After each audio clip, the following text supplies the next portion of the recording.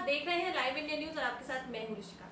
पश्चिम बंगाल चुनावों में अपनी कई काफी महत्वपूर्ण भूमिका दर्शाने वाले और पश्चिम बंगाल चुनाव में ममता बनर्जी को जीत दिलाने के लिए जो एक व्यक्ति जिसको जिम्मेदार माना जाता है या फिर कहा जाता है कि उन्हीं की बदौलत जो टीएमसी है वो बंगाल में इतना अच्छा प्रदर्शन कर पाई, तो वो है प्रशांत किशोर, जिन्हें राजनीति के जगत में पीके के नाम से भी जाना जाता है। वो पीके जिन्होंने जिस पार्टी का साथ दिया है, जिस पार्टी के लिए चुनावी रणनीति तैयार की है, वो आज तक चुनावों में जीती है और ये उनका आज तक का रिकॉर्ड है। लेकिन उन्हीं पीके को अब पछतावा हो रहा है और पछतावा इस बात का है कि उन्होंने बिहार के मुख्यमंत्री यानी कि नीतीश कुमार का साथ छोड़ दिया।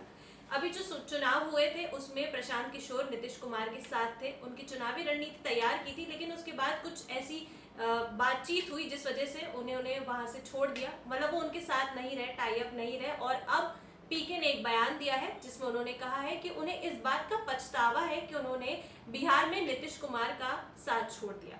अब पीके ने जब ये बयान दिया है उसके बाद अब ये कहना या फिर ये देखना बहुत जरूरी हो जाएगा कि क्या अब इसके बाद नीतीश कुमार की कोई प्रतिक्रिया सामने आती है या फिर जो अगले चुनाव हो सकते हैं या फिर अगली जो रणनीति बनाएंगे नीतीश कुमार के लिए, तो क्या पीके उसमें उनका साथ देंगे। इसके साथ ही जो अभी बंगाल चुनाव हुए उसके साथ ही पीके का जो ग्राफ है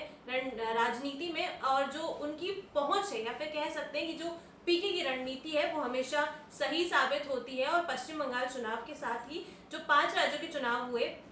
उसमें सभी ने काफी अच्छे से देख लिया कि बीजेपी जैसी बड़ी पार्टी को टीएमसी जैसी पार्टी ने हरा दिया, वो भी बंगाल में, जब क्योंकि उसकी रणनीति जो थी वो पीके ने तैयार की थी। फिलहाल तो अभी पीके ने अपने संन्यास का ऐलान कर दिया है, लेकिन अब इसके बाद देखना होगा कि क्या नीतीश कुमार का साथ छोड़ने के बाद पीके को जो पछतावा हुआ है, क्या ये इस बात की ओर इशारा है कि वो वापस से नीतीश कुमार का साथ निभा सकते हैं। नमस्कार।